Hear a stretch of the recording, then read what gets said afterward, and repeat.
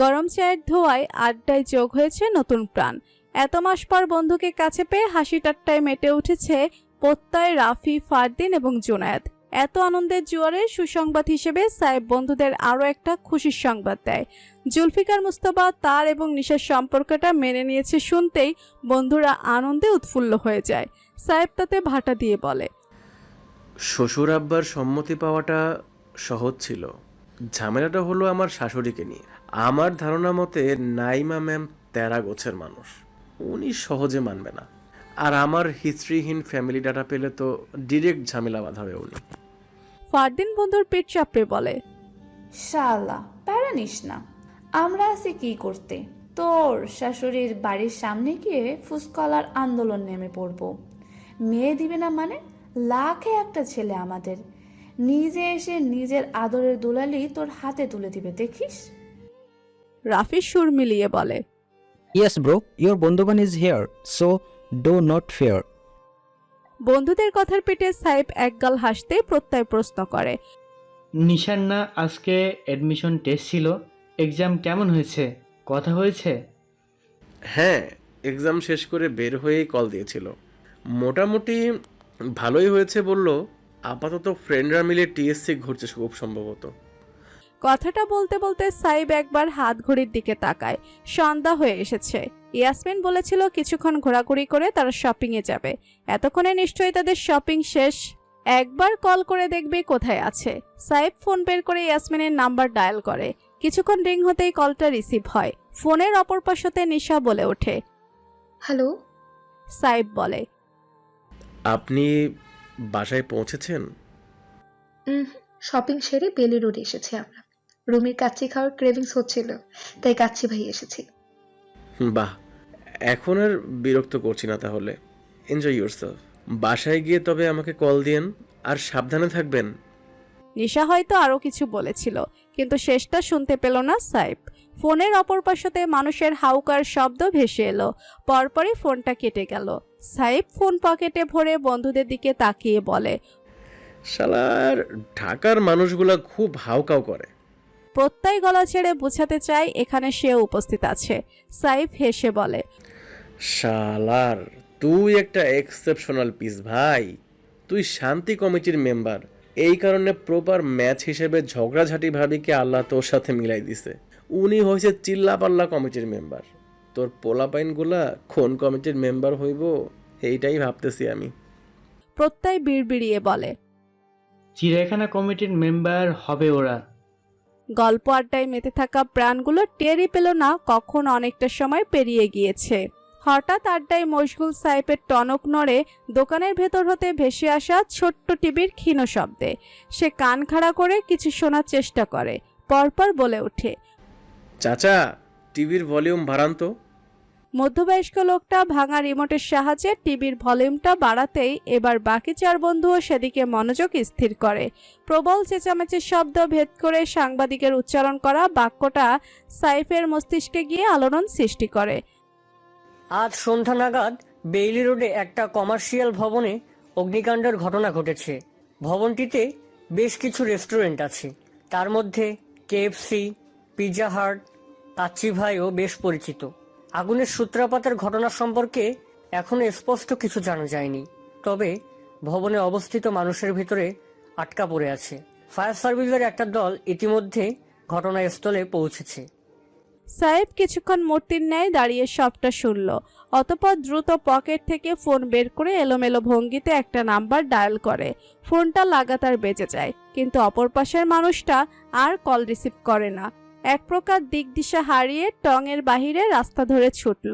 বিস্মিত বন্ধুরা কিছু বুঝতে পারল না, তবে তারাও ছুটল সাইফের পেছনে। সবসময় দুরন্ত ছুটে বেড়ানো ছেলেটা বেশি দূর যেতে পারল না। মাঝপথে মুখ থুবড়ে রাস্তায় পড়ে গেল। বোঝার পর থেকেই শিকড়হীন এই পৃথিবীতে টিকে থাকার লড়াইয়ে সাইফ কখনো কাঁদেনি, আজও সে কাঁদে না, তবে চোখ ভরে ওঠে। সে তো পুরো জীবন সৎ ছিল, না খেয়ে থাকলেও কখনো কারো হক মারেনি, কখনো কারো প্রতি সজ্ঞানে বিন্দুমাত্র অন্যায় করেনি। তাহলে তার কপালে সামান্য সুখ সইল না কেন? এই সুখটা কি সাইফের হক ছিল না, নাকি তার মতো অভাগার জন্য সুখ চাওয়াটাও পাপ? বেলি রোডের রাস্তা জুড়ে তখন মানুষের ভিড়। সবার দৃষ্টি নিবদ্ধ আগুনে দাউ দাউ করা রেস্টুরেন্টের পানে। গত 1 ঘন্টা ধরে ফায়ার সার্ভিস কর্মীরা আপ্রাণ চেষ্টা করে যাচ্ছে আগুন নেভানোর জন্য, কিন্তু আগুনের লেলিহান শিখা যেন আজ ভেতরে আটক সবগুলো প্রাণ কেড়ে নিয়ে তবেই শান্ত হবে।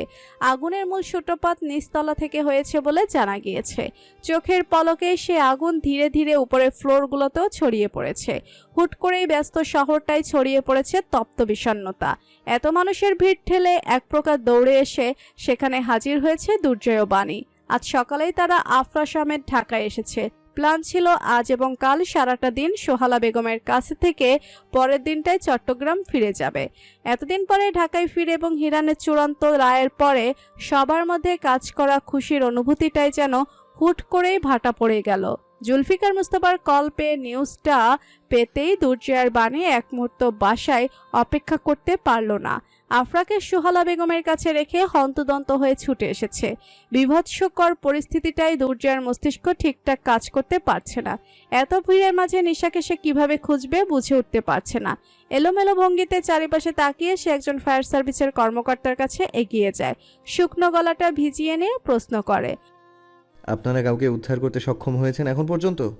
আমার বোন ও ভেতরে আছে, নাম ইয়াসমিন মুজতবা নিশা। মস্তিষ্কের ন্যায় দুর্জয়ের কথাগুলো এলোমেলো ঠেকল। দমকল বাহিনীর কর্মকর্তা বাকি সকলের মতো দুর্জয়কেও একই জবাব দিল। আপনারা অপেক্ষা করুন, আমরা চেষ্টা চালাচ্ছি।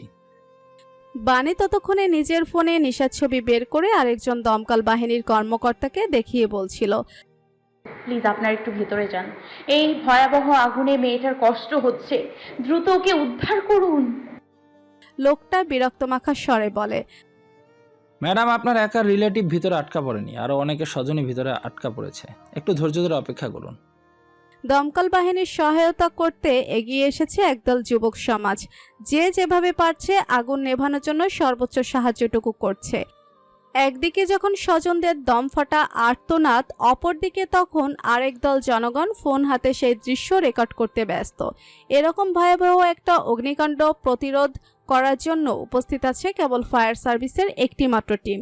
পরিস্থিতির দৃশ্যপট দেখে দুর্জয় দ্রুত পরিচিত একটা মাধ্যমে কল করে।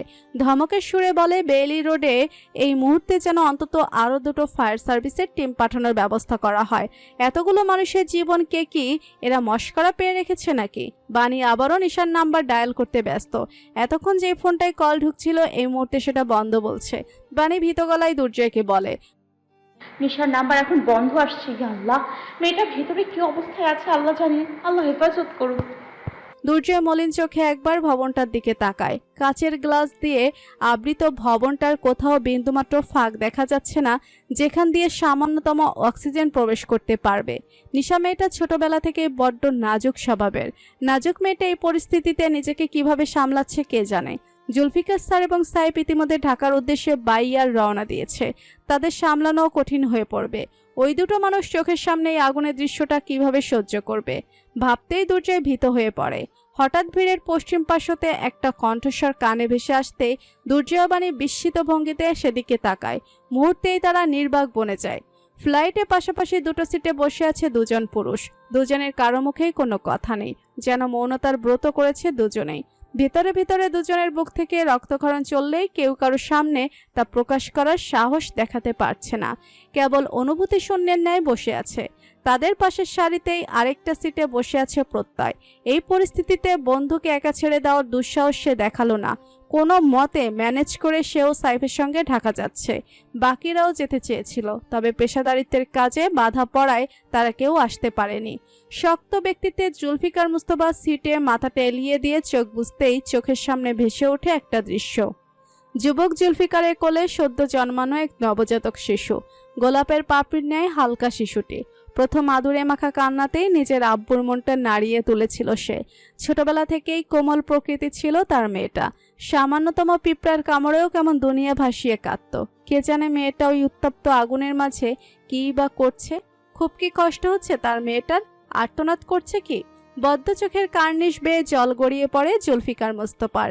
নিজেকে সামলে নিয়ে চোখ মেলে তাকাতেই দেখে পাশে বসা শ্যাম হাতের ছেলেটা একটা টিস্যু এগিয়ে ধরেছে। জুলফিকার মুস্তফা নীরবে টিস্যুটা হাতে নেয়, অতঃপর নিষ্পলক দেখে সাইফের থমথমে মুখটা। মুহূর্তেই তার মনে প্রশ্ন জাগে, তার মেয়েটা কি জানে সে 3টা মানুষের কাছে একমাত্র বেঁচে থাকার সম্বল? জুলফিকার, নাইমা, সাইফ 3টা মানুষই খুব একা। দিন শেষে তাদের আপন বলতে কেবল একজনই আছে, ইয়াসমিন, মুস্তফা, নিশা। বেইলি রোডের একটা রাস্তার মোড়ে পার করে রাখা কালো গাড়িটার পেছনের একপাশের দরজাটা খোলা। সেই দরজার পাশে পানির বোতল হাতে দাঁড়িয়ে আছে দুর্জয়। ভেতরের সিটে বসে আছে বাণী। তার বুকে কেমন গুটিসুটি মেরে মুখ লুকিয়ে ফোঁপাচ্ছে নিশা। বাণী অনবরত মেয়েটার মাথায় হাত বুলিয়ে যাচ্ছে। সে কিংবা দুর্জয় কেউই এখন পর্যন্ত একটা প্রশ্ন করেনি নিশাকে। এইটা প্রশ্ন উত্তরের সময় নয়। মেয়েটা সুরক্ষিত আছে, সেটার জন্যই মনে মনে আল্লাহর দরবারে লাখো কোটি শুকরিয়া জানাচ্ছে তারা। বাণী নরম স্বরে বলে, একটু পানি খাও, ঘেমে গিয়েছো তুমি, খারাপ লাগবে। নিশা কোনো জবাব দেয় না। দুর্জয় ক্লান্ত চোখ মেলে দূরে তাকায়। এখনো আগুন নিভেনি। কালো ধোঁয়াগুলো যেন কুণ্ডলি পাকিয়ে আকাশ ছোঁয়ার চেষ্টায় মত্ত। একটা দীর্ঘশ্বাস ছেড়ে দুর্জয় ফোন বের করে জুলফিকার মুস্তফার নাম্বার ডায়াল করে, কিন্তু ফোনটা বন্ধ আসছে। দুর্জয় এবার সাইফের নাম্বারটা ডায়াল করে, সেটাও বন্ধ। দুর্জয়ের ভুরু যুগল কুঁচকে আসে। এতক্ষণে তো তাদের ঢাকায় পৌঁছে যাওয়ার কথা, হয়তো টেনশনে এয়ারপোর্টে নেমে ফোন অন করার কথা খেয়াল ছিল না। দুজনের একজনকে অন্তত নিশার ঠিক আছে খবরটা জানাতে পারলে দুর্জয় স্বস্তি পেত। সাইফ আর জুলফিকার মুস্তফাকে না পেলেও নাইমাকে কল করে দুর্জয় ব্যাপারটা জানিয়ে দেয়। আহত মায়ের বুক মেয়ের সুস্থ থাকার খবরে বোধহয় শান্ত হয় কিছুটা। কখনো কখনো বোধহয় প্রকৃতির নিষ্ঠুরতা সইতে না পেরে পরম করুণাময় নিজেই সাহায্য পাঠান।